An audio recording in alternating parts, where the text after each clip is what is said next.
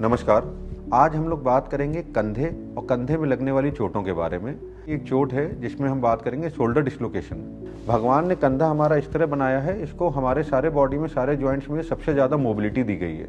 ये 360 degree range of movement में move कर सकता है। कंधे को इतनी मोबिलिटी देने के लिए जो प्लेट दी गई, प्लेट है छोटी और गेंद है बड़ी।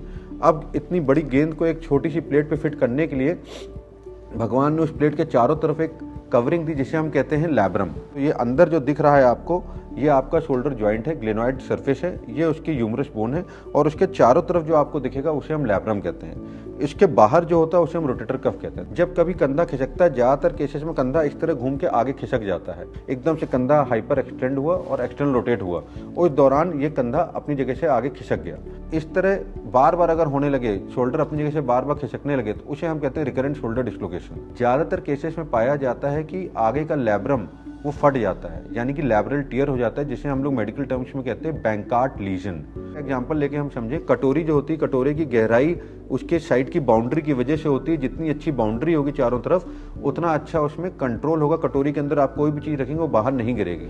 अब इसी तरह का ज्वाइंट जो होता है कंधा, कंधे के अंदर कंधा जब मरीज लेटा हुआ है तो आप देखें इसकी जो गहराई है, वो गहराई इसके लैब्रम की वजह से है।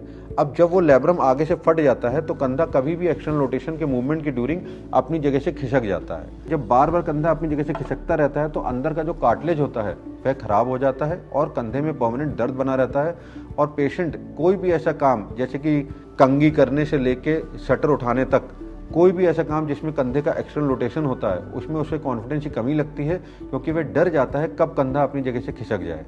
इसमें हम लोग दूरबीन द्वारा कंधे के अंदर जाते हैं, आधे से पौन घंटा लगता है। उसमें हम एंकर के मदद से और सिलाई धागा की मदद से इस लैब्रम को वापस ऊपर लेके आते हैं कि जो फट गया है, और उसकी सिलाई कर देते हैं। उसके बाद 1.5 से 2 महीने का रिहाब चलता है और पेशेंट अपनी डे टू डे एक्टिविटीज़ पे पहले की तरह वापस जा सकता है। स्पोर्ट्स खेलने तक भी वापस जा सकता है, कॉन्टैक्ट स्पोर्ट्स खेल सकता है। अगर आपको इसी तरह की कंधे से रिलेटेड समस्या हो रही हो, जिसमें कंधा बार बार अपनी जगह से खिसक जाता है, समय पे वो आकर हमें दिखाए, ताकि हम उसका समय पे इलाज कर सकें और बेहतर से बेहतर रिजल्ट दे सकें। नमस्कार।